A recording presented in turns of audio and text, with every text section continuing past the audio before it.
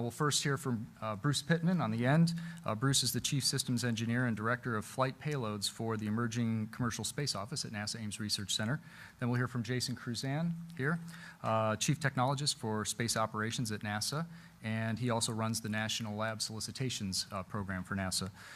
Third, you'll hear... You want to make Jason your friend. Yeah, Jason's a good guy to get to know. Yeah, then you'll hear from me. I'm Jeff Smith. I'm the branch chief for our Radiation and Space Biotechnologies branch at NASA Ames Research Center. And then finally, we'll hear from Chris Kimmel, who is the founder of Kentucky Space. So I'll bring it up to Bruce first and let you talk, and then we'll go through the round robin. Did you hear me coughing? That's because I've gone over 10 minutes. Yeah, right. I got the little numbers there. Yeah. 1, 2, 3, many, right? You know, okay. Well, I really want to applaud you guys for hanging in there. You know, I realize we're getting towards the end of the day, and you're probably in brain kind of meltdown. So I just want to applaud you for your stick-to-itiveness. I'm kind of the comic relief here. So everybody else is going to talk to you about serious stuff, and I'm going to talk a little bit about history. Because it finally occurred to me that of all the people at this thing, that I was probably one of the very few people that was in on the space station on day one. So I remember it was like 1983, John Hodge from NASA headquarters was in charge of this space station task force. And he came by NASA Ames and gave us a talk on what they were doing and the plans that they had for space station. And I was so excited. I just thought this was so cool. And what we were going to do is we were going to build this thing. And this is the funny part. And it was going to be ready in 4 years. You can laugh now. Yeah. And here's the other really funny part. It was going to be $8 billion. So we were going to have this International Space Station in 4 years. So this was like 1984. So like by 1988, we were supposed to have this space station, and it was going to be $8 billion. And it's twice the space station that we have today. I mean, it had co-orbiting platforms. It had, free flying. It had polar platforms. It was really something. Jacuzzi, sauna, whatever. So it was interesting, and so I volunteered for this thing called the Technology Advocacy Group, and we went around the country asking people, hey, would you like to use the space station? And so we collected this massive thing called the Langley database, which was all of these people, and then we went to Congress and we said, look at all of these people that want to use the space station.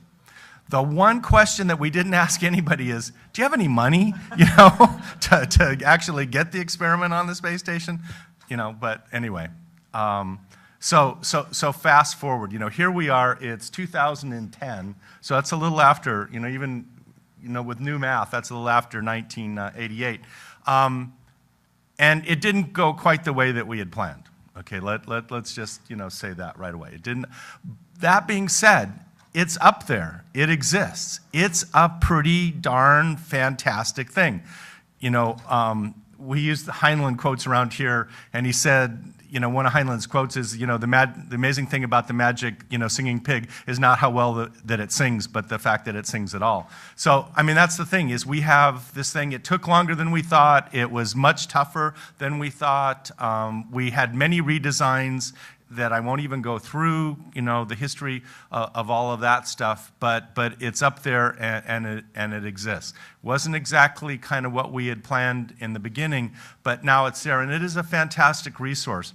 At the Emerging Commercial Space Office, we have done a number of studies over the last 5 years that Dr. Rasky this morning talked a little bit about, and several of them had to do with the ISS. So we got, and this was back when nobody really wanted to have there be a thing that you could really do with the ISS. They just wanted to kind of build it and then get rid of it.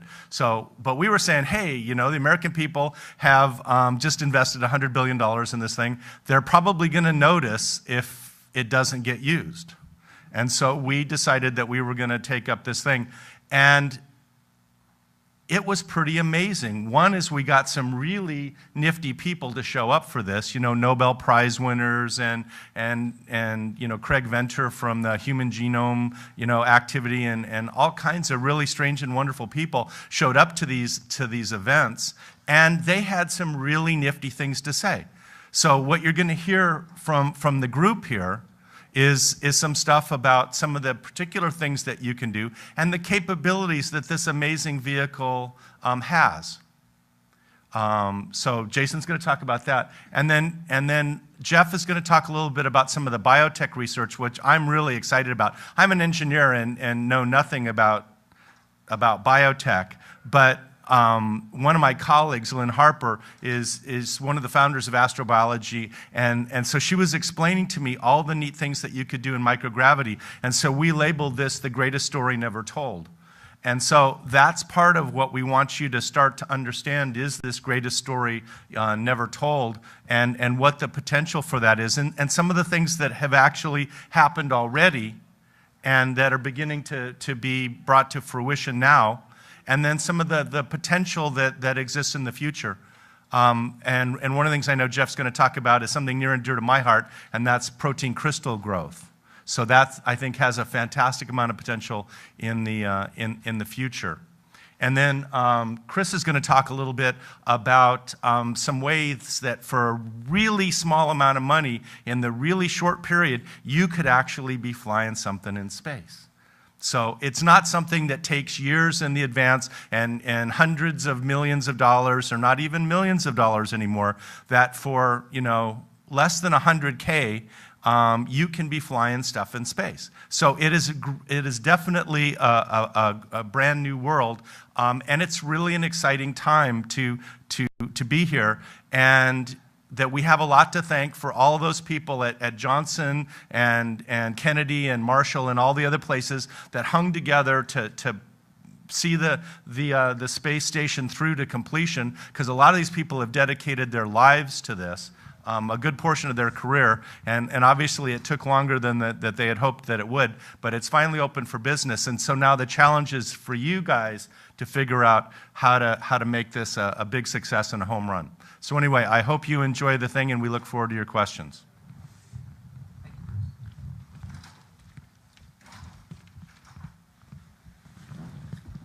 Hello, I'm Jason Kursan. I don't know if I've met most of you guys, but I'm what we call a chief technologist in SOMD. What that actually means, I'm not really sure, but what it really means is I also do a lot of innovative things in what we're trying to do and how to change the way we acquire technical capabilities and all these other things. But one of the things in my job jar is also to figure out how we do all of our partnerships underneath the National Lab and increase utilization of National Lab.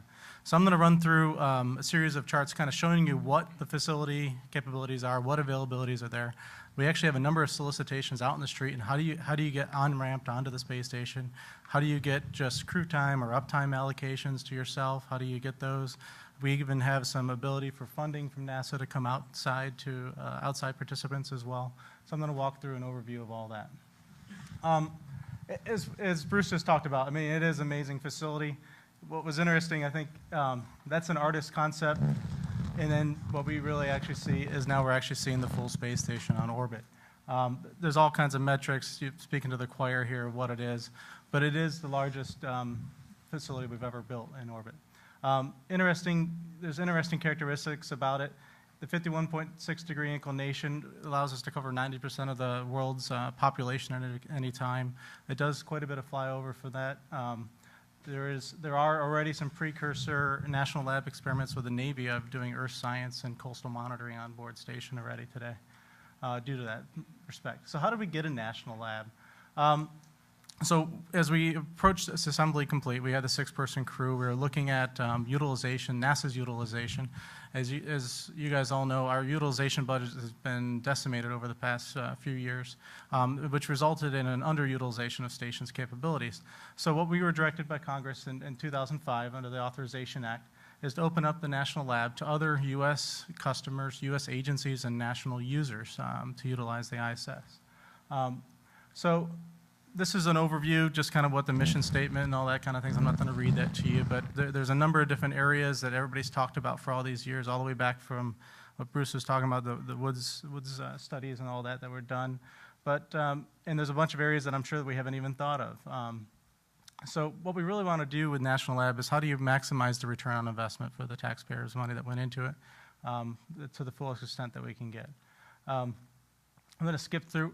One of the things people always ask, well, what exactly is available on orbit? So this is a bit of an eye chart, but just to kind of show you guys in sheer volume, but what we have is there's a number of internal pressurized rack sites that we have that are spread between the U.S. accommodations and even our partner accommodations.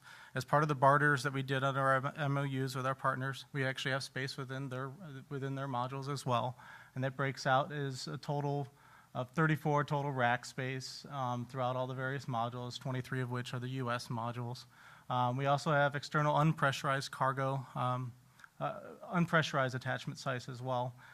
Everything from the ones that are on the U.S. truss, where we have our logistics carrier mounts and those kind of things, to mount points to hang off of the Japanese exposure facility.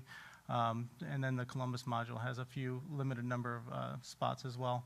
We have 13 of those sites that are on the U.S. allocation as well. There's a sure volume of capabilities depending on where you go, which racks you're in, are you internal or you're external, and there's just tons and tons of capabilities out here. All this is available actually online. We actually have our payload integration office at JSC actually works with the numerous customers to try to work with them to figure out the best place to plug something in, to run their type of science that they'd like to get to, what's the best location, and all those kind of things. Just the overview of where they're at on the external side, they're all over the place at this point. So you can get different fields of view, whether you're looking up, looking down, or you just want exposure to space in that process. This is just more of that. So we've been a little bit busy in this pilot formation as trying to get our initial national lab folks on board. Until the FY11 budget, we actually didn't have any national lab funding. That's one of the things that we've been basically doing this without any additional funding. But in the process of this, we've stood up a number of partnership agreements that some of them you guys may have heard of, and some of them you may not have. So we have everything from commercial companies like Microsoft and Ad Astra folks and NanoRacks, and then other folks that are university-based payload integrators like BioServe at Colorado and such, to actually working with a number of other government agencies. And this is kind of a map of all those areas that we have in progress. One of the things I wanted to touch base on is we actually have a number of opportunities that are out on the street today. We have competitively awarded non-reimbursable space act agreements, which this basically means is we have a process by which people can come in with concepts of things that they'd like to fly in any one of those rack spaces or any of the exposed facility spots. You can competitively be awarded that on-orbit allocation for the time that you need it. We'll fly you there. We will integrate you on orbit, but you will pay for your own payload development. So that's where there's no exchange of funds. We also have a broad area announcement that's out in the street as well, and I'll talk about that. We have a number of non-competitively awarded public outreach type agreements, and I'll touch briefly on those as well. And then even we even have things as small as doing SBIR phase ones for ISS utilization as part of our solicitation that's out for SBIR even this right now as we speak. So competitively awarded space act agreements. This is kind of something new. A lot of folks may not be familiar with on how we do this. In the past, NASA's used the Space Act Agreement Authority to do partnership agreements. We do those on reimbursable basis where people are coming in to pay for our facilities. We do them on a pure partnership where we actually measure quid pro quo between each other, and we feel that we both are getting equal value out of it, so there's actually no exchange of funds. And then we do something in the middle with partial reimbursable as well. But what we hadn't really done in the past is actually competitively award these. We actually did this before the competitively awarded COTS agreements, so slightly before the COTS folks, and those were all competitively awarded funded space acts, which is a slightly different animal. But we did a pilot program with this. We put out a solicitation to competitively award non-reimbursable agreements, and that first call was put out with the title back there is back in 2007. We did 3 awards underneath that, and this is where we on-ramped BioServe as one of our official partners, ZGI, and then I'm forgetting the last one. But we had 3. What's that? SpaceHab, sorry, which is now AstraTech and AstraGenetics. as they change names over the time. So we had pretty good success with that, with awarding those 3. And the whole premise behind this was everybody said if you give repeatable, routine access that we can count on to the space station, we can get demonstrated results in less than 10 flights. So we said, okay, you can have it, and we will give you routine access. We'll give you on all the remaining shuttle flights, routine access on all the remaining flights to demonstrate that you can get results in that repeatable access. So we did that award with those 3 companies, and then after that we still wanted to have a standing announcement to keep on soliciting new folks coming on to National Lab. So we have a standing announcement that's out there in 2009, and what that means is it's a competitive announcement that runs through 2009, and its current end date's 2014. It doesn't mean you wait till 2014 to apply. You apply at any time that you want, and we compare every idea that comes in against a common criteria. They don't get judged against each other. They get judged against a common criteria, and your selection's based on that. And then we negotiate an agreement with you. So that is out today. This is a bit of the overview of this announcement. Again, this is the one where they don't receive any funding. And this isn't really intended for other government agencies. We just do direct relationships with them.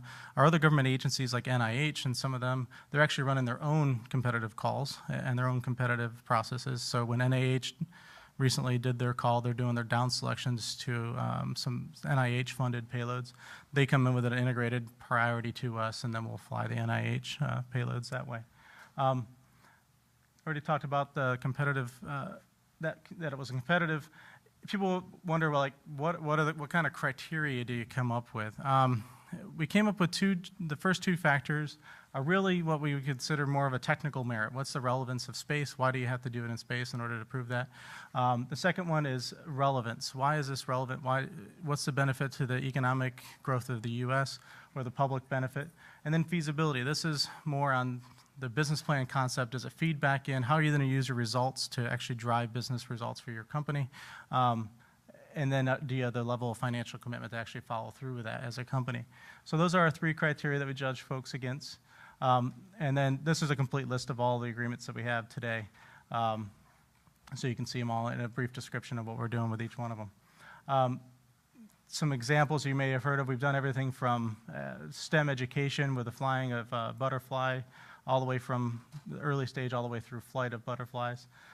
We've done biofuel stocks with the flight of Jatropha strains to figure out and identify new strains that will allow Jatropha plants to grow in different regions around the world, to vaccine-based research where AstraZeneca is looking at going into phase 1 trials for a potential solution for a salmonella vaccine.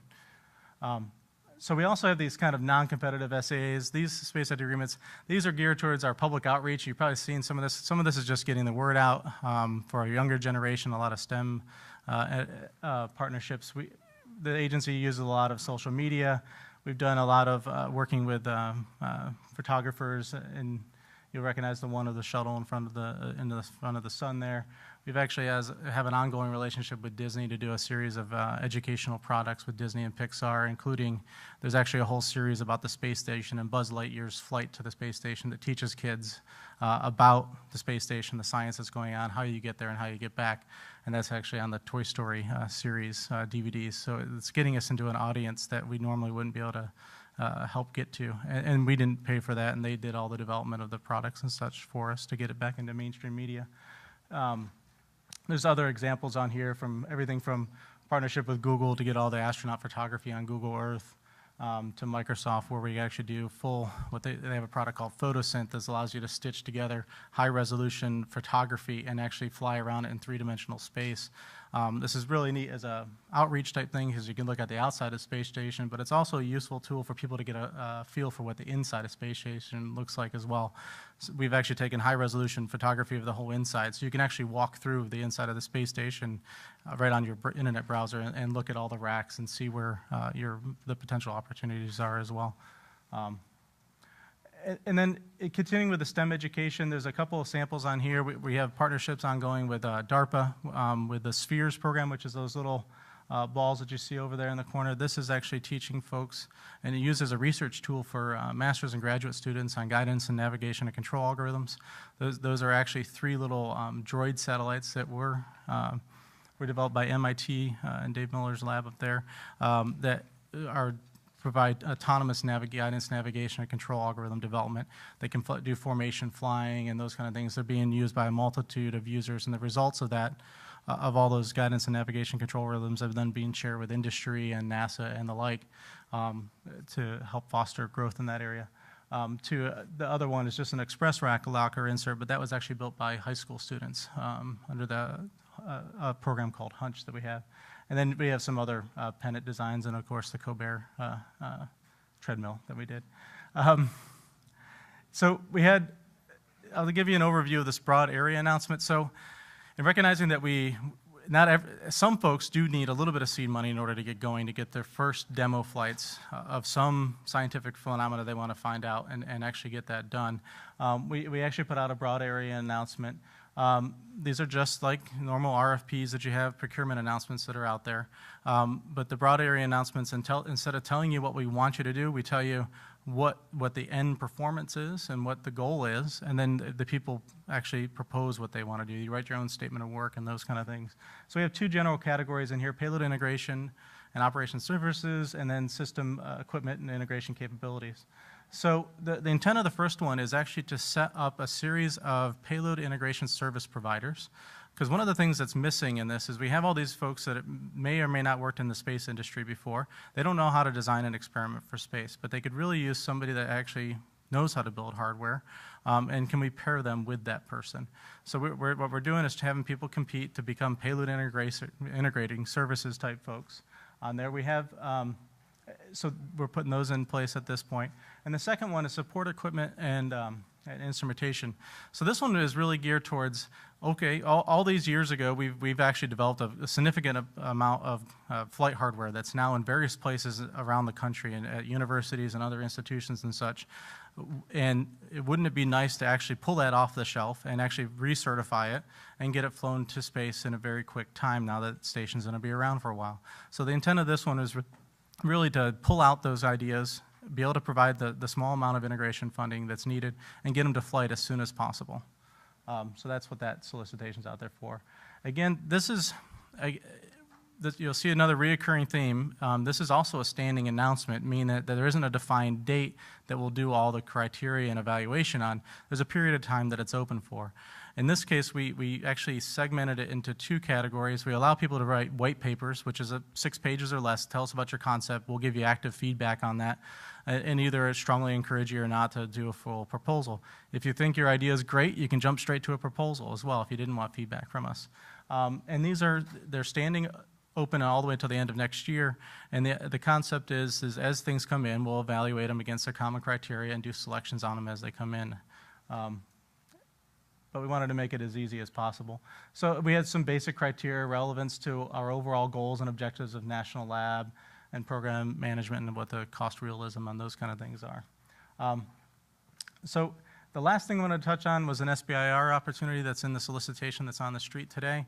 We have an SBIR subtopic under our space operations category for processing operations.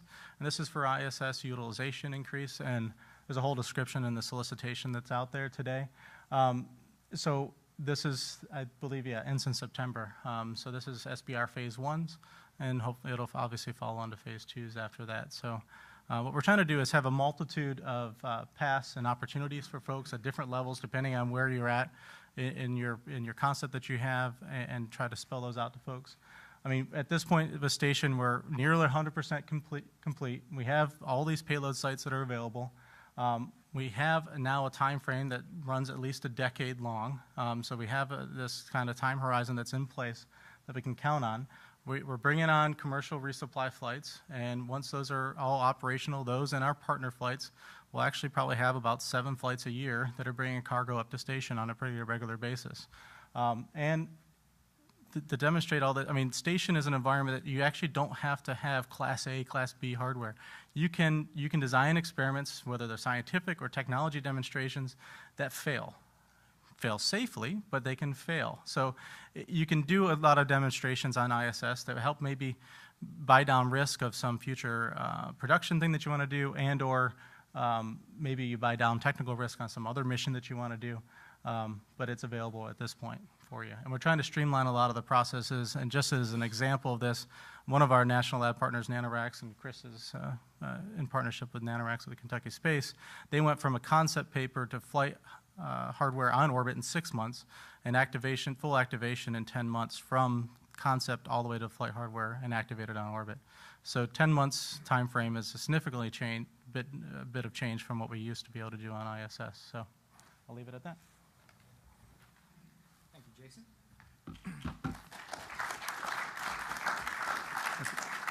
Great.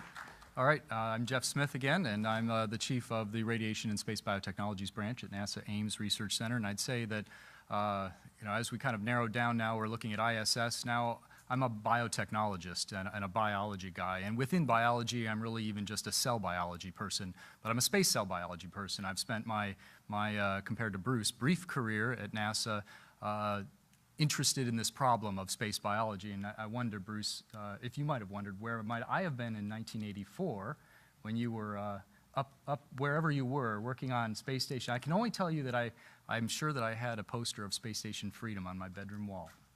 But since then, I've gone, I hope I've come a long way, and I think I represent, or I'm with one of a few cadres of people in the nation that really have come together around a topic and still represent a critical mass of understanding and practical know-how and technical capability for flying biotech experiments in space successfully. This is the Biosciences Division at NASA Ames Research Center. We have 3 groups. We have a bioengineering group, how do we engineer those systems? We have a research group, which I'm involved with. What kind of science are we going to do? What are the nuances of the scientific instruments and investigations that need to go on in space to be successful? We have a flight implementation branch that is really about flying your experiment in space and making sure it's a success. There aren't too many places that can do this, and it's a hard problem. I'd say flying successful biology research in space is kind of like picking up your cell phone, calling somebody in China, trying to convince them to bake your mother's favorite secret recipe. And maybe if you're lucky, you've got one of those image things on your cell phone, which I don't have, and you could get some pictures once in a while. And if you know Chinese, you could ask them what the temperature of the oven is now and then. I don't know where you're going to get the ingredients, but once you get it all baked together and it comes out of the oven, now you're going to convince them to send it to you. And when it comes to you, you want to open it up, and it wants to be fresh and smell great, and you're going to eat it just like it came out of your mom's oven. That's a hard thing to do. That's kind of like doing successful space biology. It's not easy. But it's worth it, because in that kitchen in space, there are recipes and there are spices and there are things there that you cannot possibly get a hold of on Earth. So it's worth it if you really think about the problem and you think it through and you know exactly what it is you want those astronauts to do for you, or exactly what you want that hardware to do for you to get the answer that you need back here on Earth. And that takes considerable know-how. So that's kind of what we do, and I'll tell you that I think there are 3 areas in biotechnology that are most likely to yield the nearest term exciting results for the commercial sector. And I'm not speaking alone. I'm really just regurgitating what's publicly available and on the web in areas like the Space Commercial Laboratory Applications Group, which I'm a part of, which several of these people are part of, and we think this is the way that things may go. If you wanted to put your eggs in a basket, go here first. So space protein crystallization. This is one area where there have probably been the most focused and the most experiments in space to date, and the evidence suggests that in space protein crystals can grow a little bit better, a little bit bigger than they can on Earth using the best ways we know how to do on Earth. Why is that relevant? There's about 100,000 proteins in the human body, and proteins are involved in every process, every disease state, every physiological or developmental thing that happens to life. Proteins are, well, virtually everything, but proteins are really important to just about any kind of clinically relevant research. Protein crystallization is a method for learning what the 3-dimensional structure of that protein is. You crystallize it. If the crystal is large enough, you can use X-ray diffraction technologies to determine the molecular structure.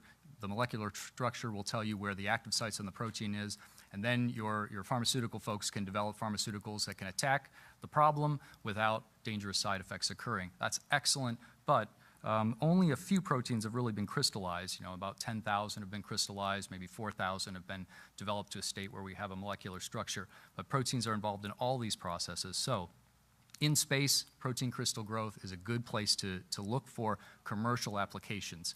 And they would be valuable if we could learn about some important proteins that code for diseases, or that we could attack new diseases in new ways. That's going to be really exciting. And there is hardware on station now that can be applied to this. Space tissue culture, three-dimensional tissue culture in space, another really key area. These are in my priority order, my personal priority order.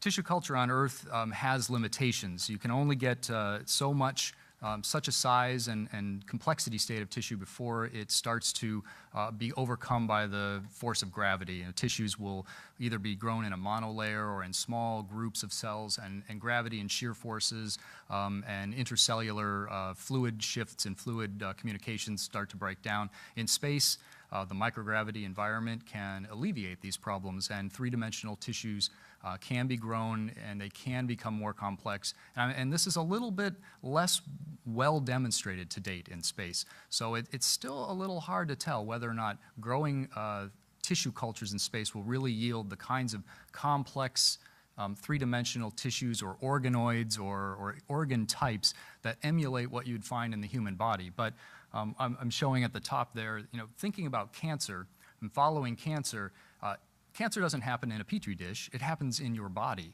It happens in a very complex place in a three-dimensional tissue. And it's increasingly well understood that it's not just the tumor cells that are doing things and dividing and becoming malignant. It's the cells, the healthy cells around the tumor and the way they interact with the tumor in 3 dimensions with intercellular signaling issues that either keeps the tumor in check or allows it to spread. That 3-dimensional structure is not something you can reproduce on Earth in the petri dish or in a flask, or even with these rotating wall bioreactors that I'm showing that NASA helped develop that do a slow rotating environment to help tissues grow better. In space, it's possible that these more complex structures can be formed. Even if we can't form them, the knowledge information that we'll gain from developing tissue culture in this novel, unique environment of space is really what scientists will use to improve the processes here on Earth and attack those problems that are really complex, like cancer. Organoids and 3-dimensional tissue cultures, you know, if you can study them out of the body and they act more like tissues in the body, then that makes it a little bit easier to make the leap between a tissue analysis and result and what you think would be clinically relevant in a human being. And lastly, the plant products market, I think, is another potentially viable commercial market for future space activities. Why is that? There are a few processes that are pretty well known to change in space with plants. And I'll give you a little anecdote from my experience flying more plant biology experiments than anything else. In the upper corner, I've got an image of a leaf grown in microgravity there, and you see a bubble of water that has a condensate has formed on the leaf in a way that would never occur here on Earth. There's even a bubble inside the bubble on the leaf that's suspended in a way that would never occur on Earth. And one of the problems that plant biologists were getting to early on in the plant biology work that I was participating in, we were finding that plants were having trouble germinating, growing full life cycle, going to seed, and then producing viable seed afterward. And we were wondering, is this a product of a microgravity? Is this, you know, what's happening here? Is this gravity? Is this something else? And eventually we learned that in space, if you're trying to create a quiescent, still environment for the plant to grow in microgravity, what happens is the plant transpires water, the water starts to condense around the plant, and eventually the plant becomes enveloped in a fine microfilm of water, and it asphyxiates itself. It starts to go into a oxygen-deprived state. And so really what we were studying was oxygen-deprived plants, not microgravity-grown plants, and it took several flights to really home in on this and determine that that was really the determining cause, not some other microgravity process. But we learned a lot about hypoxia in plants and how to grow plants in space better and what happens to plants when a film of water starts to form around them that would never happen on Earth.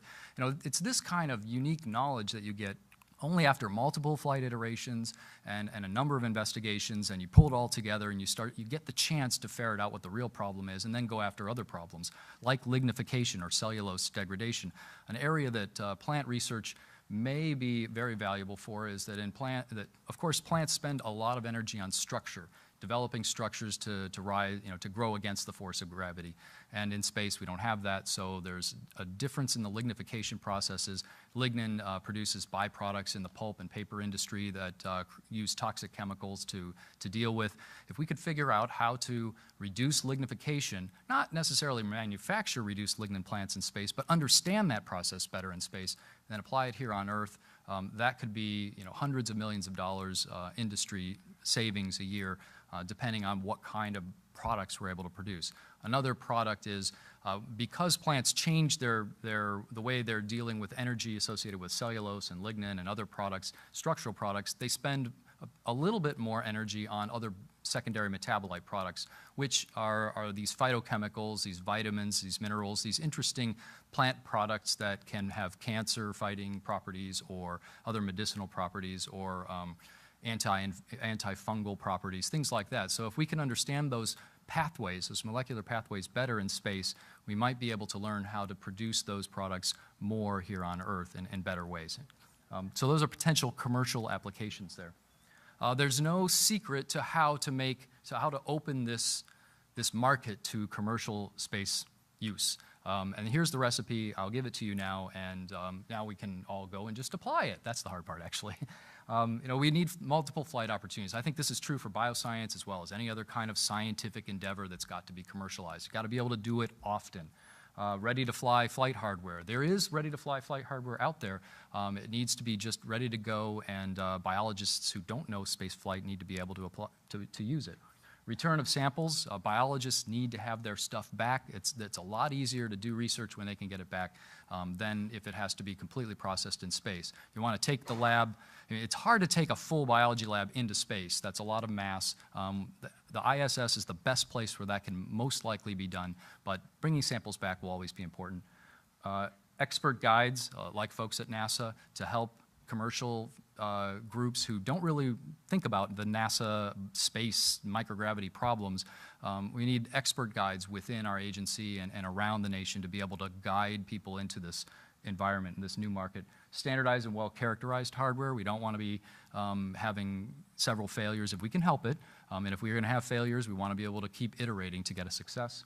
Demonstration flights, and NASA needs to prime that pump. I think that NASA is doing that, and we really want to see as much of that as possible.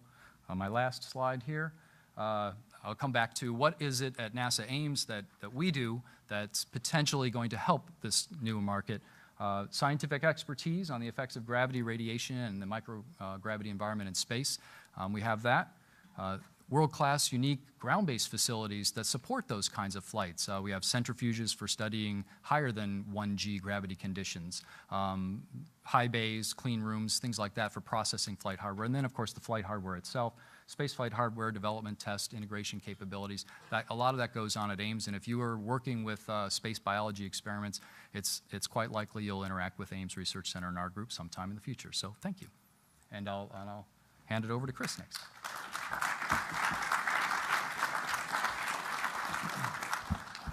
Thanks, Jeff. My name's Chris Kimmel. I'm a founder of Kentucky Space, and Kentucky Space, I might say, is a beneficiary, partner, participant in this new vision of NASA that everyone's been talking about. And it's a new vision not only for NASA, but certainly for the individuals in NASA. It's the new vision, and it's a creative vision for people like Jason and Jeff and Bruce and Mary Beth Eden and many, many other people. I mean, people forget, NASA isn't this monolithic structure. It's made up of people, and so that vision really reflects, I think, a lot of people who have really taken a risk in stepping out and saying, look, there's maybe a better way of doing this, and let's put ourselves on a more entrepreneurial footing. And so we're a beneficiary of that.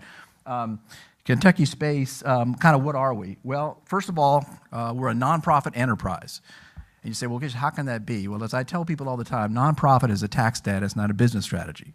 And so we operate in a very different way. And one of the ways that we've done this is we actually put together 4 years ago. We created Kentucky Space, and we basically started it by pulling together a consortium of different organizations, private companies, and universities to create this enterprise. And our initial interest was in getting involved in development of CubeSats, small free-flying satellites. That was our initial interest and area of expertise that we wanted to focus on. Interestingly enough, the inventor of CubeSats, which is Bob Twiggs, who was the former director at the Stanford Space Development Lab, is now in Kentucky, working for Kentucky Space. So we have not been the least bit shy about bringing in good talent. And so we first started developing that, and the way we capitalized, we didn't have any money. We had a little bit of money, but not very much. And so we went around to the people we thought would be interested, and we sold shares to them, even though it was nonprofit. We priced every share at $35,000. And that's how you became a member. You had to pay to play. We said, look, this is not a philanthropic enterprise. We can't do this if we're not serious. And that's basically, we raised a couple $100,000 very quickly, and that was basically how we initially capitalized Kentucky Space, and we've gone from there.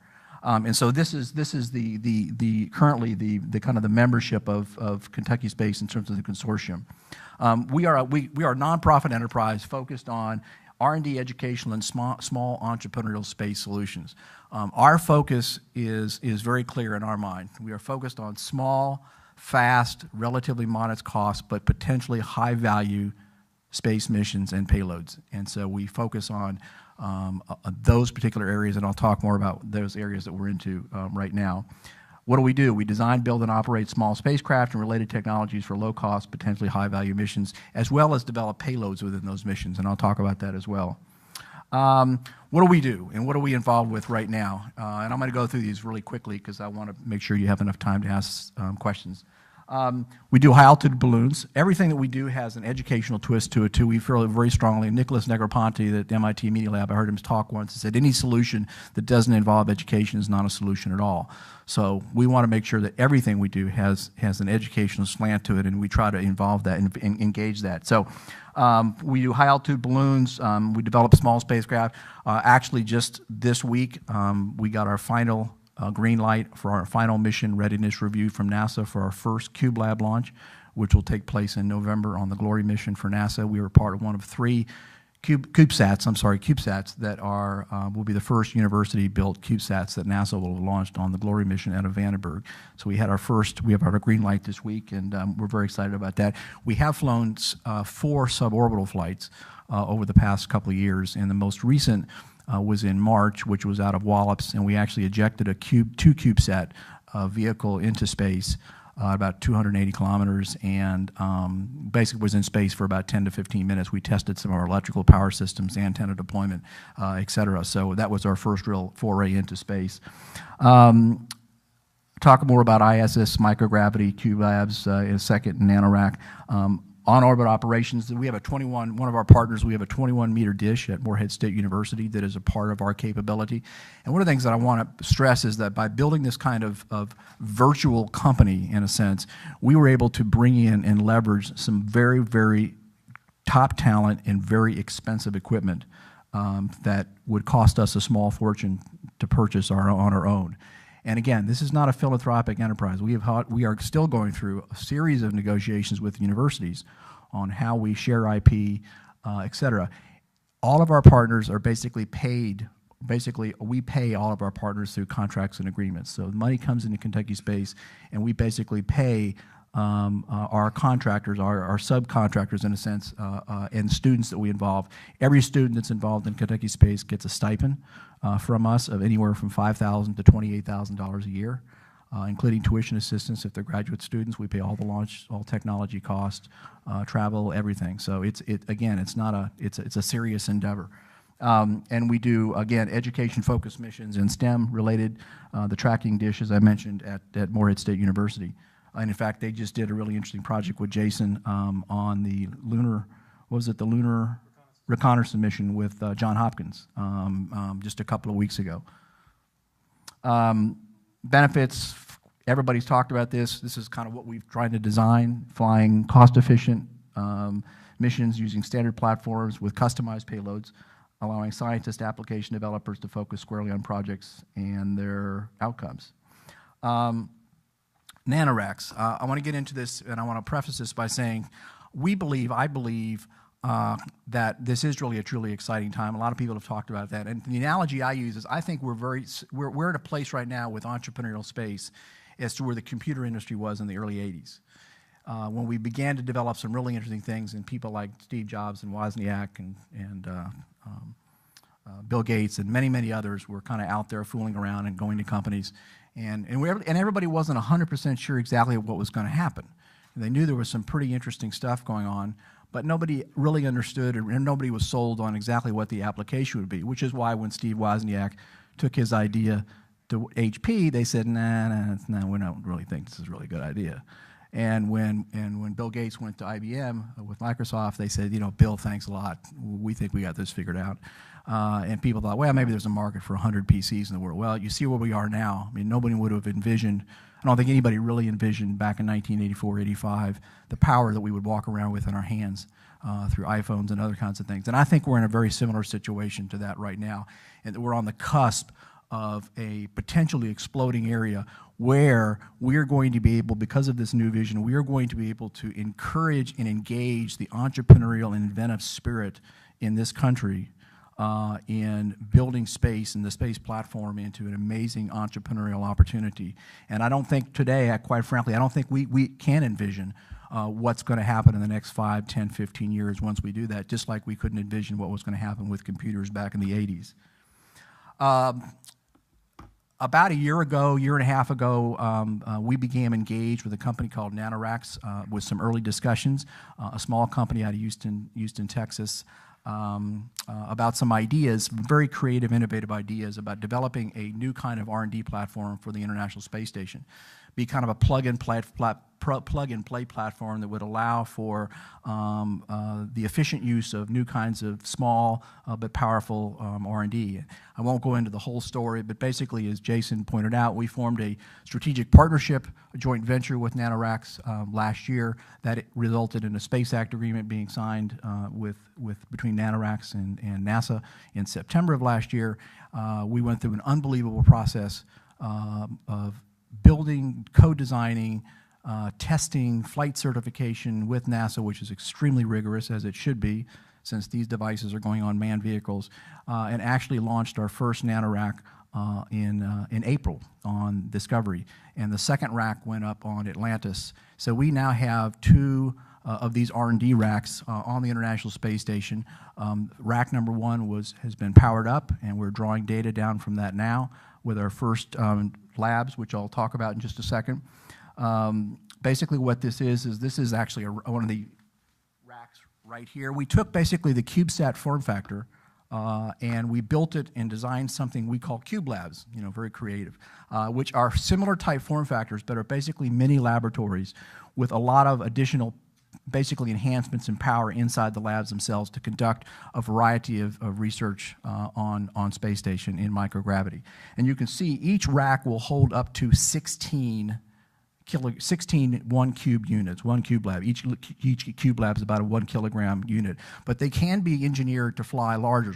We can build and design 1 cube, 2 cube, 5 cube, really all the way up to an equivalent of a 16 cube experiment if we needed to. And one of the beauties of this is it's a customized platform, and again, it's a plug-and-play system. The labs go in, they get power, they get USB capabilities and all those kinds of things. And we support, with NanoRacks, all of the payload integration. We also have built, with NASA's assistance, a 24/7 engineering support ground operations center, which is also available to other people, and people will be working with us so that we have 24/7 communications with the space station and with the astronauts, so that anytime anybody's fooling with the rack or any of the experiments, we have the capability of troubleshooting anything that might happen.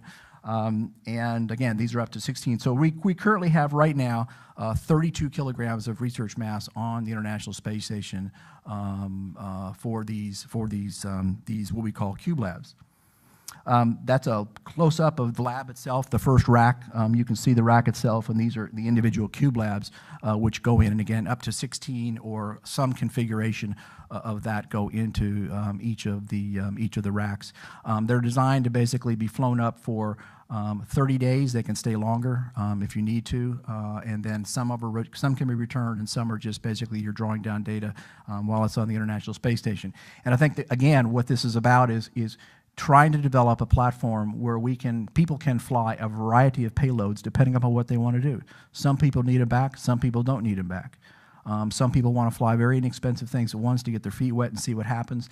And again, but with a possibility of maybe going up 6, 7, 8 times a year, for the first time, I think we can really do iterative research, which is key to scientific discovery and breakthroughs, and put things up on a regular basis and get them back and tweak them and put them right back up again, as opposed to, well, let's put it up, and if you find something, maybe you can fly in another 2 years. Maybe you can fly now in another 60 days. And so that's one of the models that we're working on. We think about this, that's what we call it, space apps. I mean, we really think about entrepreneurial space the same way people think about iPhones and other things. We think about these as applications. And so one of the things we're doing right now is thinking through the different space apps that we think might be relevant for these kinds of platforms, both within the free-flying satellites and small satellites as well as ISS. And so we're obviously biomedical, energy, materials, education. We've actually had some very interesting conversations with companies about game-based applications for learning that would utilize space in the actual game itself. And many others, and I'm sure others have thought about and we haven't even touched on yet. One of the things that's really interesting and kind of builds on what Jeff has said, and I love this quote, I actually stole it from Lynn Harper at NASA Ames, from astronaut Don Pettit. It says, "This is why we go to a frontier, to go where our intuition no longer applies." And I think that's one of the things we have to do when we think about space and we think about the opportunities that are now being presented through this new vision, is to let our assumptions, put our assumptions aside of what we thought was possible. Will Rogers has a great quote that I like to use a lot. He said, the problem isn't what we don't know, it's what we know that just ain't so. And I think one of the things that we have to do is put aside those things. And so we're working in some areas that we're pretty excited about. And one of these in the space apps area that we've spent a lot of time over the past couple of years thinking about and working on is something we've coined and we call exomedicine, which is the study of disease mitigation and health enhancement in space. And we've actually spent a lot of time over the past 18 months going around the country and talking with experts in biotechnology and biomedical, Nobel Prize winners and others, taking the whole space equation and kind of turning it upside down and basically saying, look, we know there's been a certain amount of research that's been done on the bad things that space and microgravity does to the human body, but if we really understand what possibly some of the positive things might be, and as Jeff alluded to some of those questions, then what we've discovered is that most people have not really thought about this. We had a very interesting meeting about a month ago at the Dana-Farber Cancer Institute with 4 of their top researchers, including the president, and basically, asked them, we began talking about the work that they do in cancer, understanding disease processes, tumor growth, treatment, et cetera, in the absence of gravity. And it was a fascinating conversation, and I won't bore you with all of it, but basically we have become very, very interested in forming some really interesting partnerships looking at this particular issue in question. And we have a series of experiments and research that we plan on doing ourselves in partnership with many others, looking at disease processes, cells, other kinds of things in low Earth orbit and in microgravity. And we first started talking with some people from NASA. It was either, I don't know if it was, maybe it had been Lynn Harper too, or Greg Schmidt or somebody, I can't remember, said to me, this is interesting. We've always thought of space as a problem, never as a solution.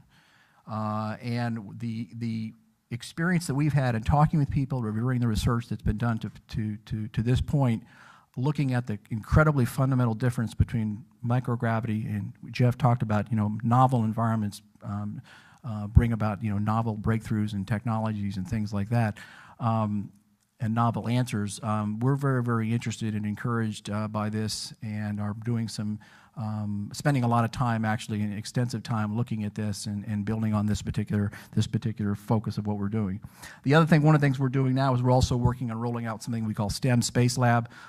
Again, something that we know NASA is very interested in, and we're actually working on developing, you'll be hearing more about this hopefully soon, an actually virtual laboratory for middle and high school students to fly on part of our laboratory structure on Space Station. So that we have middle and high school students doing real science on Space Station. Not PowerPoint presentations, not simulations. We're talking about students doing real science that we will fly to Space Station and for them and with them And not just because we think it's a great exercise in education, we think we're going to learn some stuff. We think the students are, amazing and are pretty bright, and we figure that we're actually going to learn some things from those students as well. So we're actually designing right now this STEM Space Lab, which we'll hear more about. So that's basically my 2 cents. And again, I just want to encourage.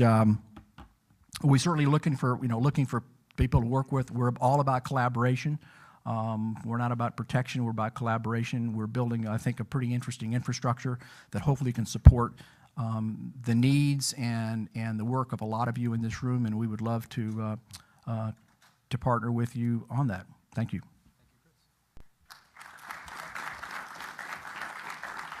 All right, now we have about 15 minutes for question and answer, and I'll have the panelists grab a mic. Are they on? And then we'll just, I'll try to take your questions. And if we have a mic runner, I don't know to take mics to the question people, but if we don't, just please speak up when you ask your questions. Okay, over here.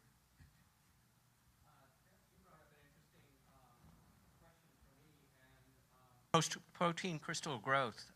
When nature lands on my doorstep every week, there's a lot of papers about crystal growth in there. And I assume a lot of them have to deal with the information brought back from space, but the work's being done at places like UCSF and Stanford. How do we create a space industry out of that? Is this on? How do I turn it on? Hello. Okay. The vast majority of protein crystal growth research is being done here on Earth, and so it's probably unlikely that what you saw was as a result of a spaceflight experiment, although I hope it was. It's how to make an industry out of it is to make the cost barrier to performing an experiment in space and the frequency that you can perform the experiment in space, cost low enough, frequency high enough that a laboratory investigator on Earth who's an expert in protein crystal growth can now have the opportunity to try out their recipes for protein crystal growth in space often enough and cheaply enough to make it worth their while. So that's the best way to do it. It's got to be competitive with just putting more money on the ground-based research. Instead, go to space. But there's one other thing that's worth mentioning here. I have worked on this. So it's one of the things that first intrigued me. So I started talking with Larry DeLucas at the University of Alabama. He runs a lab down there. He was a former astronaut, flew on the space shuttle to do protein crystallization. There's two kinds of proteins that you want to try to crystallize. There's what are called aqueous proteins, and there's membrane proteins. Most of the crystallization that's been done to date is on the aqueous proteins. There's the easiest ones to do, and that's mostly what's been done in space. The tougher one, but the more medically and biologically interesting ones are the membrane proteins, but they're much harder. The way Larry explained it to me is aqueous proteins are kind of like sugar crystals, and you can see how those things, he said, crystallizing, membrane proteins like trying to crystallize oatmeal. It's a much tougher problem to do. When I got a chance to talk to Richard Garriott about his flight up to the International Space Station, one of the things that he did to earn some money was that he took up some of these protein crystals to be able to do, and so they've actually formed a company to go do that. And they were actually on one of the follow-on flights for Guy Liberté. One of the personal things that they were actually able to get some membrane proteins to crystallize. They weren't big enough or quality enough to be able to get the structure from, but I thought it was encouraging that they were able to do this. So that's the kind of research that needs to go on so that we can really find out what you can do in space. And believe me, if you find out that you can crystallize membrane proteins in space, that is a big deal. It will be. This whole class is a protein. So I think there was a question back in the back. Go ahead in the further back, yeah. With the white shirt.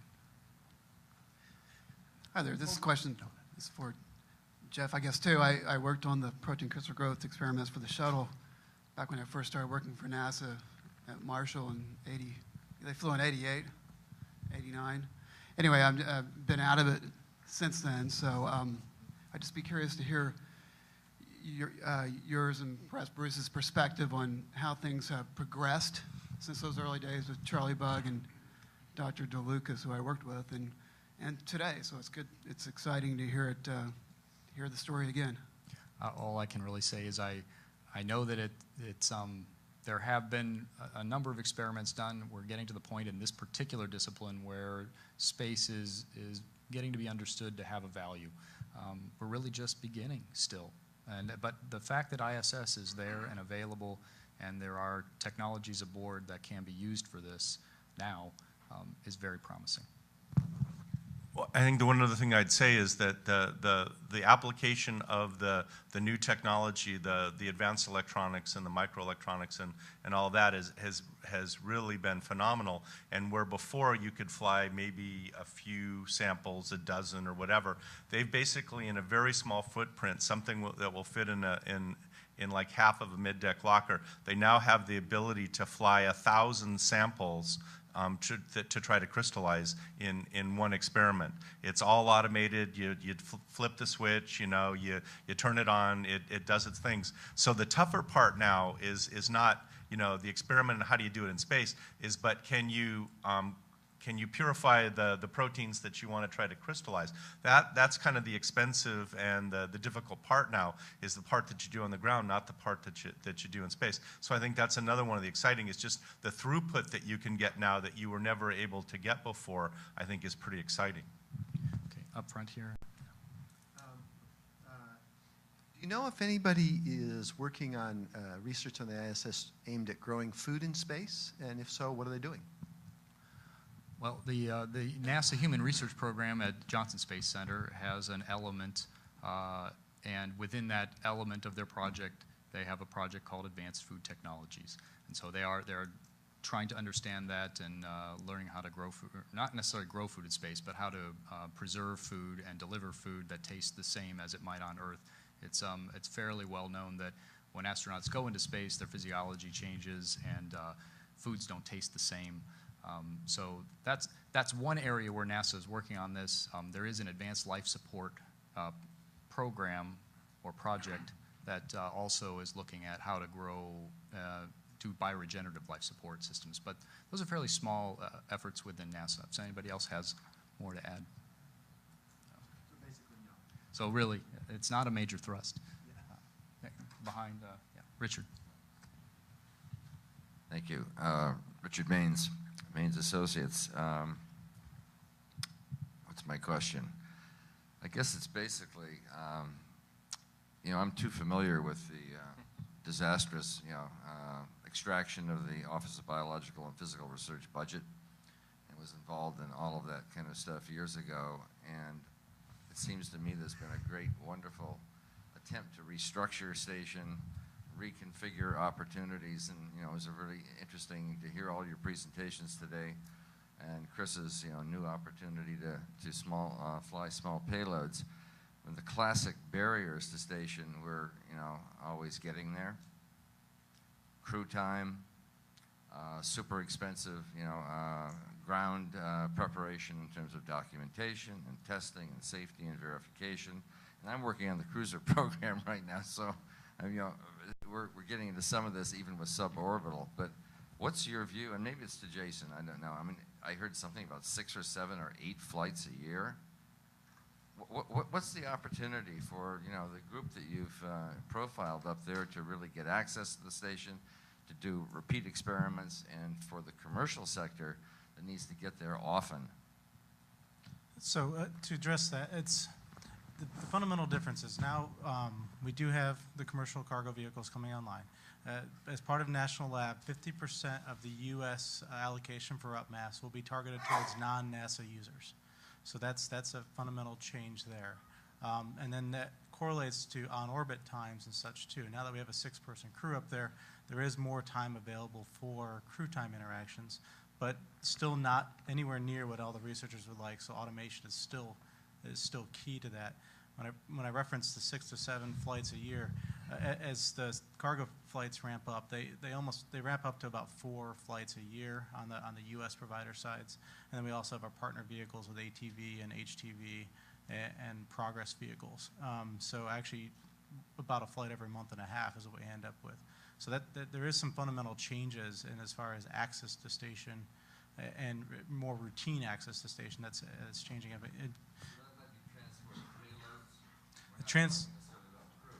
transport of payloads, there is increased crew time available just due to the larger crew size that we have on board station.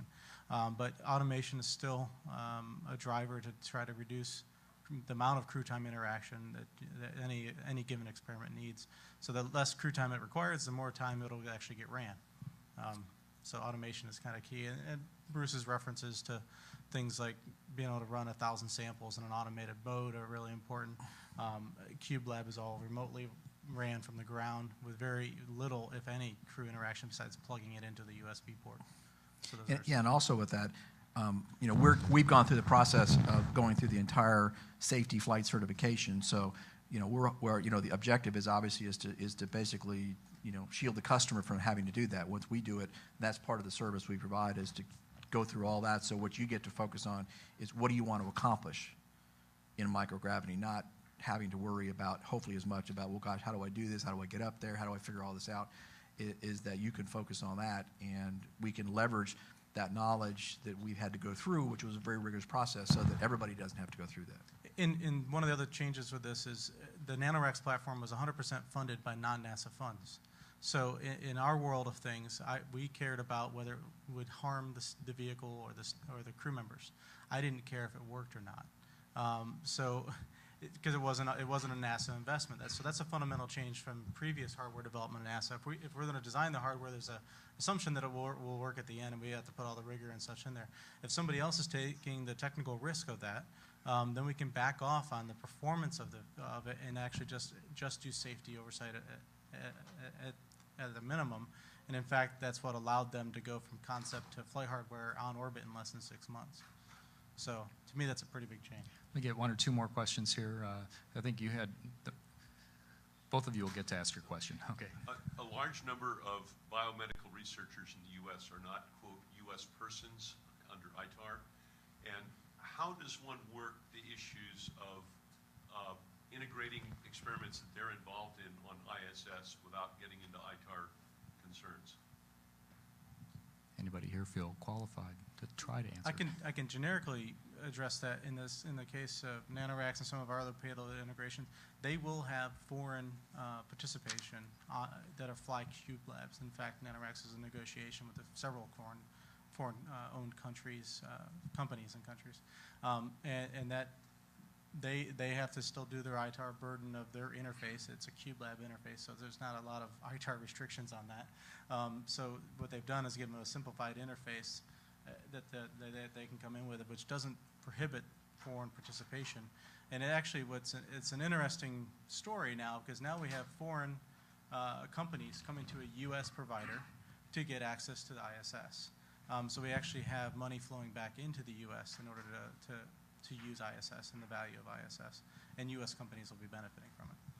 But Bigelow also was running into this problem when they were trying to sign up customers, and they've gotten a waiver from the State Department, so that the case that they were making is flying on our vehicle is kind of like flying on a commercial airplane. Just because you fly on the airplane doesn't mean that you know how it works or you know how you know the engines work. So what they're saying, as long as it's just the simple interfaces for that, so hopefully that case can be made, you know, broadly here, that if you're just taking and operating it, you don't necessarily have to know how all of the equipment works. You're just making use of the environment, and so it's just pretty much of a pass-through. So I'm hoping that's the way that it'll work. Yeah, and if you ask Mike Gold about that, he has a whole law review article on. He's more than willing to share. More than you ever wanted to know. Yes. All right, second question here. Okay, I was curious, years ago there was work on electrophoresis on the space shuttle. Is that an area that is under investigation on the space station? I don't know. I recall what you're talking about, and I'm not sure if electrophoresis units are available on station at this time or not. It's one of those ironies that it was, you know, this is one of those things back in that period of time. It was so difficult and so painful to fly this on the shuttle, and so expensive, that they basically said, well, we'll try to do this on the ground. And they were able to make so much progress on that they basically said, well, we don't need to go to space anymore. So I think what happened is they had learned enough from the space experiment that they were able to then take that knowledge, bring it back, and improve the processes on Earth, so that they didn't need to do that anymore. So that's my understanding I don't know if anybody has plans to kind of redo that to see if there's more improvements that you can get or not, but that was my understanding. That's where my question came in, was how do you create an industry out of something that just comes right back to the earth when you've learned your knowledge? For every question answered, there are at least two more that come up. One If thing you're too a was- scientist, that's what'll always happen. I have an internet question from Trent Waddington. The House bill has a section calling for NASA to develop a centrifuge for the space station. Do you think that is going to happen? And if this question's to me, I know that NASA is examining that language, and also NASA is working with international partners and taking that very seriously. And I think that it is definitely something NASA will take a very serious look at. Why would you put a centrifuge on station, a human centrifuge on station? There's an understanding that in space without gravity, the physiological processes change. Bone and muscle breaks down, bone breaks down.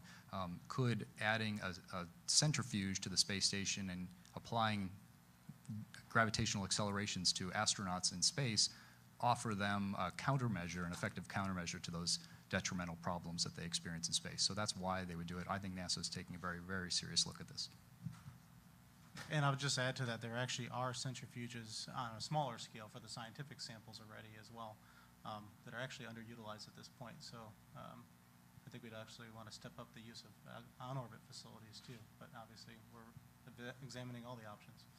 Thanks. All right, I think I'll take a last question over here in the corner, and then I hope we'll With be able all to due stay. respect on the aspect of the centrifuges, go back and watch documentaries on any channel going back 15 years, and there's the same guy from MIT showing guys on centrifuges. So we hear that, and I know you guys have nothing to do with it, but honestly, we've been hearing this stuff for years. Everyone's been hearing this stuff for years, and those centrifuges still aren't there. So, it just seems that we just keep hearing this over and over, and eventually NASA's going to put that same guy from MIT is every year in the documentaries showing his centrifuge. One day he's going to go up there. When? Yeah, well, it might be expensive and complicated. So 15 years later, it's still expensive and complicated. Well, we did. Do it. I mean, to be fair, there was the development. There was an international agreement with the Japanese to develop the centrifuge accommodation module and all that. But because of the limitations of the shuttle manifesting, that and other budgetary constraints, that it was canceled. So it was an unfortunate thing. I'm sure the Japanese weren't really thrilled about it either. So it's one of those things that has been planned for. I mean, I know guys at Ames that have been working on this for 20 years, and they really would love to do this. But That's a shame. But it's just unfortunate that it hasn't been able to happen. That being said, my colleague, Lynn Harper, every time I bring this up, she says, you don't really need a centrifuge. I don't quite understand her rationale for that, but she's very adamant that she doesn't think you need it. It already exists. There was an SBIR award to Irving, University of California, Irving. Arthur Kreitenberg invented this, it's called the space cycle. If you Google or search for space cycle, you'll find it. It's already built. It was designed through an SBIR with Vince, it's hard to pronounce his last name, It's Vince Gioza. Gioza, thank you. And so it's built, it's there. I wrote an SBIR proposal to NIH with the Four Frontiers Corporation in 2007, and the NIH reviewers just hated it. They thought it was they didn't get it. And it already exists, it's small, it's compact, it's built from lightweight materials, it's all ready to go. So I don't know why NASA needs to build a new one when they already built one. Translating that into space will be complicated, or any Nope. centrifuge that's on Earth. No, it's designed to go I into know space. it's designed. I've seen it too. But Yeah. getting that into space is not going to be simple. One of the biggest problems with rotating structures in space, on station or anywhere, is the bearings in a microgravity environment and the possible vibrational elements of rotating objects of reasonable mass aboard the space station. So that's the whole extent of my knowledge about it, but it's not easy to make a centrifuge bearing that works in space. It's not impossible, though. All right, we've gone over 5 o'clock. Thank you all for staying and holding to this. I hope that our panel members will stay here a little bit longer in case you had questions you couldn't get to. And please thank our panel members once again.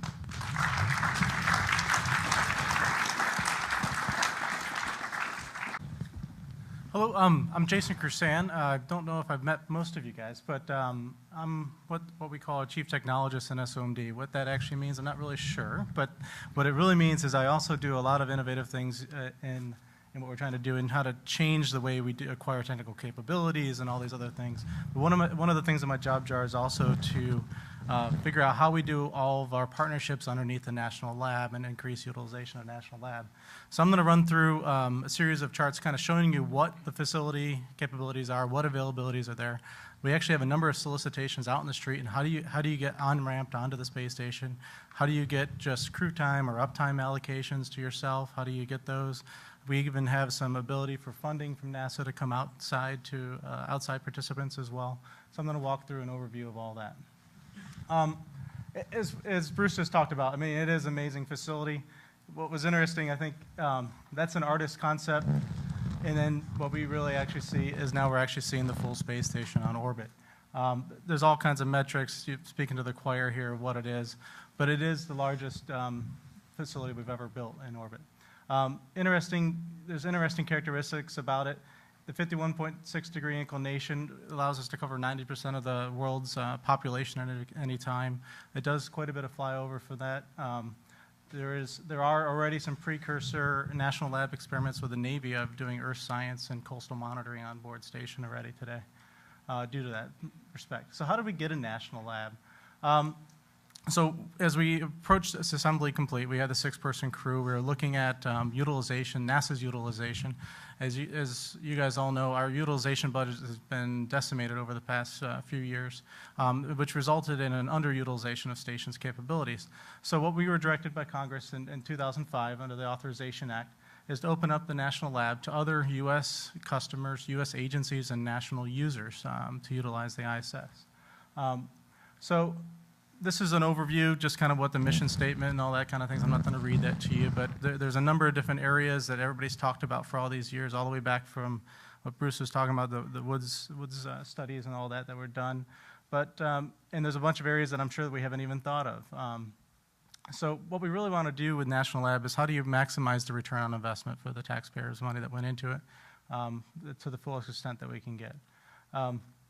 I'm going to skip through. One of the things people always ask, well, what exactly is available on orbit? So this is a bit of an eye chart, but just to kind of show you guys in sheer volume, but what we have is there's a number of internal pressurized rack sites that we have that are spread between the U.S. accommodations and even our partner accommodations. As part of the barters that we did under our MOUs with our partners, we actually have space within their modules as well, and that breaks out as a total of 34 total rack space throughout all the various modules, 23 of which are the U.S. modules. We also have external unpressurized cargo, unpressurized attachment sites as well.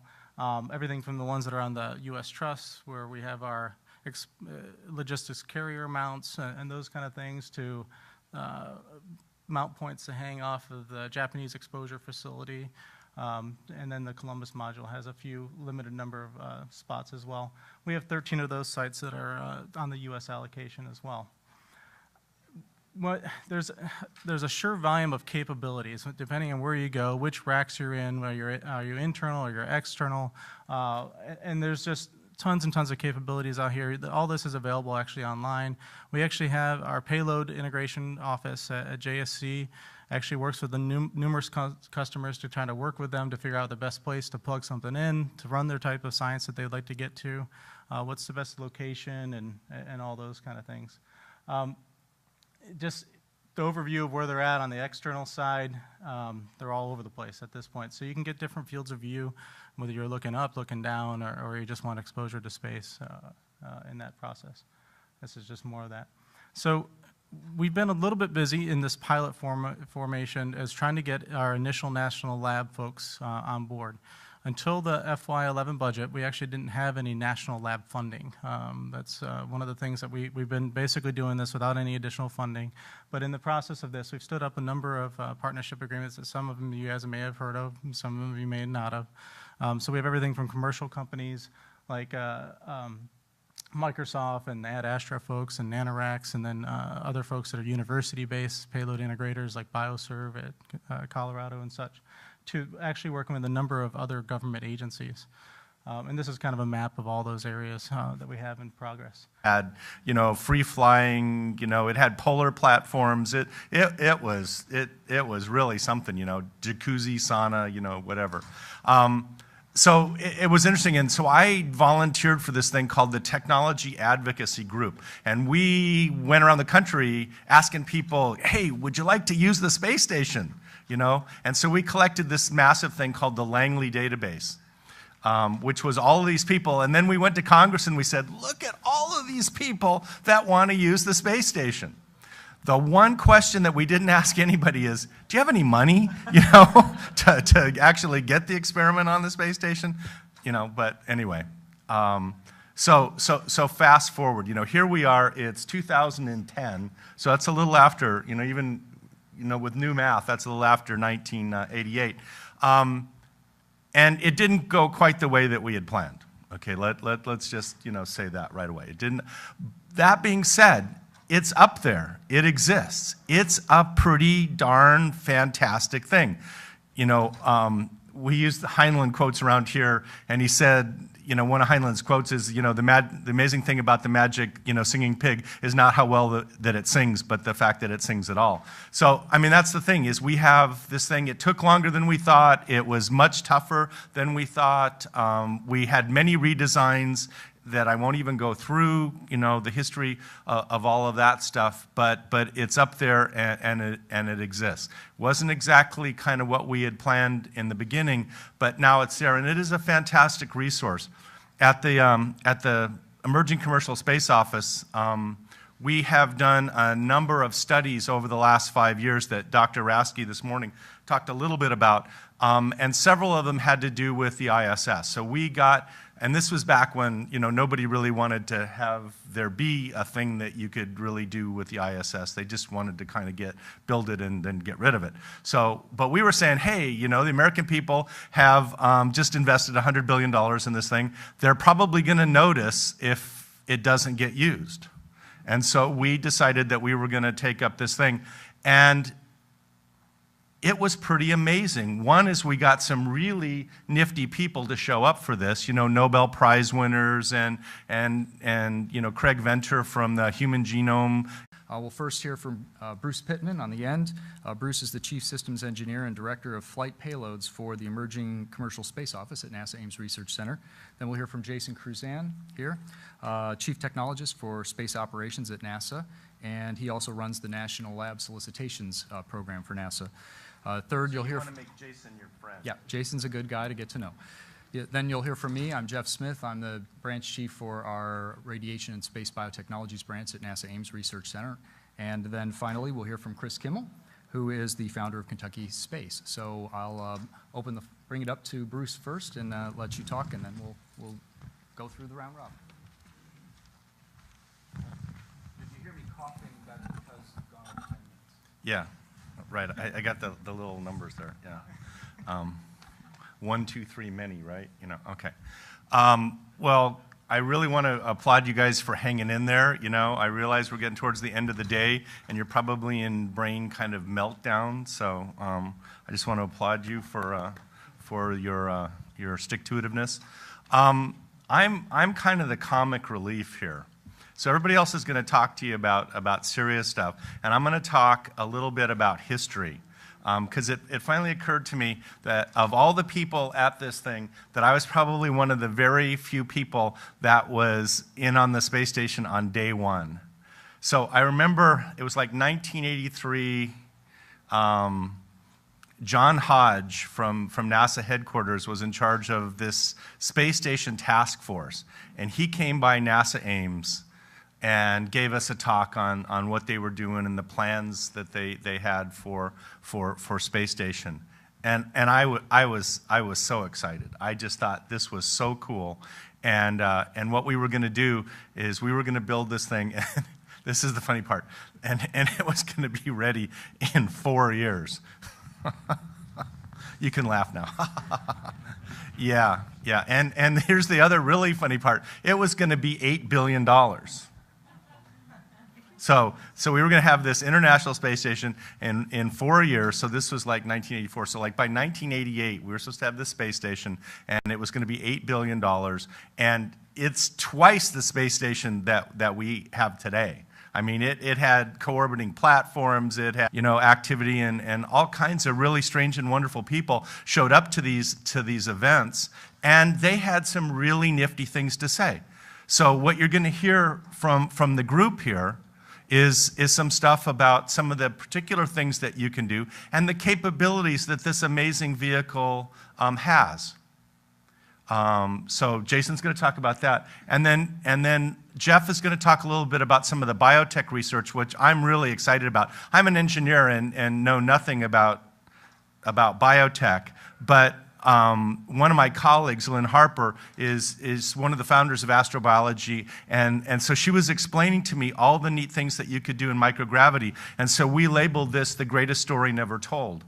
And so that's part of what we want you to start to understand is this greatest story never told, and what the potential for that is, and some of the things that have actually happened already and that are beginning to be brought to fruition now, and then some of the potential that exists in the future. And one of the things I know Jeff's going to talk about is something near and dear to my heart, and that's protein crystal growth. So that, I think, has a fantastic amount of potential in the future. And then Chris is going to talk a little bit about some ways that for a really small amount of money in the really short period, you could actually be flying something in space. So it's not something that takes years in the advance and hundreds of millions of dollars, or not even millions of dollars anymore, that for less than $100K, you can be flying stuff in space. So it is definitely a brand new world, and it's really an exciting time to be here, and that we have a lot to thank for all of those people at Johnson and Kennedy and Marshall and all the other places that hung together to see the space station through to completion, because a lot of these people have dedicated their lives to this. A good portion of their career, and obviously it took longer than that they had hoped that it would, but it's finally open for business, and so now the challenge is for you guys to figure out how to make this a big success and a home run. So anyway, I hope you enjoy the thing, and we look forward to your questions.